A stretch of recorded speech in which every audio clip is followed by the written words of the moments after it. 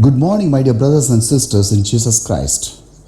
Today, May 14th, fifth week of Easter season, Holy Catholic Church celebrates the feast of Saint Matthias, the apostle chosen as an worthy person to join the ranks of the apostles to fill the vacancy left by Judas the traitor.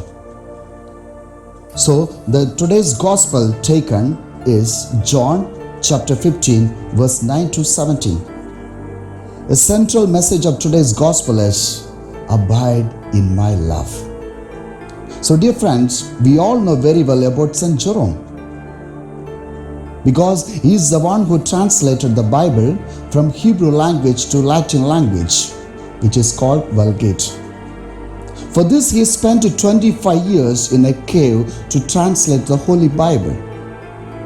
One day, he was united in prayer, said to Jesus, "How much you were tortured, humiliated, and suffered for me. But in return, I haven't given anything for you, Lord." Jesus replied, saying, "Give praise to me. This I have been doing from my childhood onwards," replied by Jerome. Jesus said again, "Give all your property, wealth to the poor." "Yes, Lord, I will give," replied by Jerome. "But I need to give you something, Lord." Jesus said to him, "Give me all your sins and receive the forgiveness from me." At once Jerome, with the tears in his eyes, submitted all his sins at the feet of the Lord and received forgiveness for all his sins.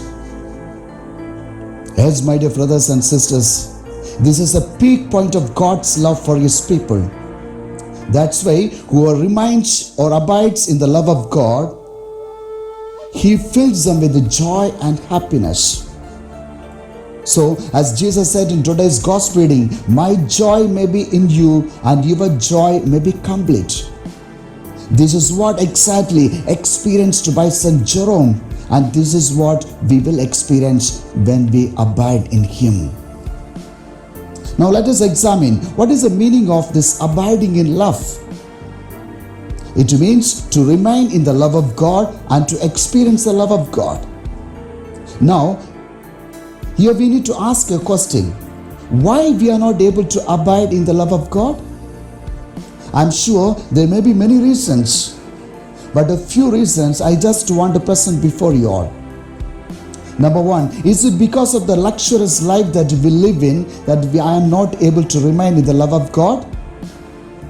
Most of us want to have a sophisticated life, having everything in it, and no one wants to have a poor life. Secondly, is it because of the latest technology that we live in, therefore I am not able to remain in the love of God? I'm sure some of us want to have a latest technology like computer, air conditioner, car, etc., etc. Number three, is it because of the latest people whom we love that we are not able to remain in the love of God? My dear friends, we need to introspect right now. Second question we need to ask is that what happens when we don't remain or abide in the love of God?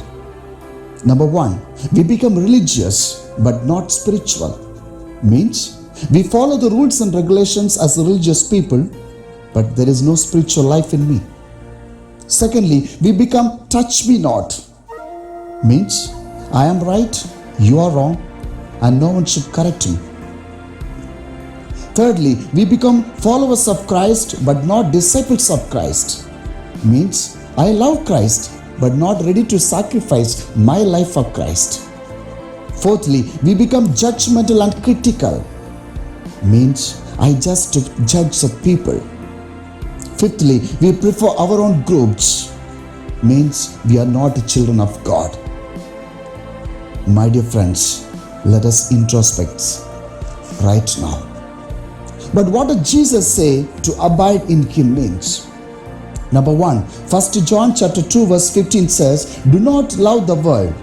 Means when we love the world, we are not able to experience the love of God. Secondly, 2 Peter chapter 2 verse 20 says, "You are out of the world, which means God has chosen you to remain in Him till death. Thirdly, James chapter 4 verse 4 says, friendship with the world is enmity with God.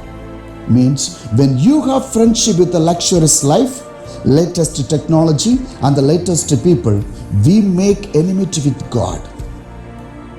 So my dear friends, let us avoid the enmity of God, that are the luxurious life, latest technology and the latest people, and try to remain in the love of God and to become true witness to His love.